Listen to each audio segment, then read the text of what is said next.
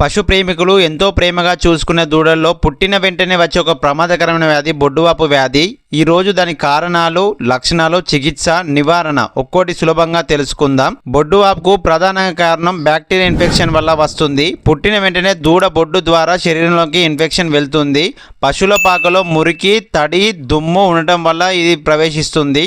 దూడ పుట్టిన తర్వాత ఐడిన్ అప్లై చేయకపోవడం, జున్నువాలు త్రాగించకపోవడం, పరిశుభ్రత లేకపోవడం ఇవన్నీ ఈ వ్యాధికి దారితీసే ప్రధాన లక్షణాలు. దూడల్లో బొడ్డువాపు ఎలా గుర్తించాలి? దూడల్లో బొడ్డు వాపు లేదా గట్టిగా ఉండటం, తాకితే నొప్పి లేదా వేడిగా ఉండటం, చీము రావడం, చెడు వాసన, జ్వరం, దూడ తినకపోవడం ఇలా కనిపిస్తుంటాయి. ఆలస్యం చేస్తే సమస్య తీవ్రతం అవుతుంది. ఇక్కడ చికిత్స వచ్చేసి డాక్టర్ గారిని వెంటనే సంప్రదించి చికిత్స అందించాలి.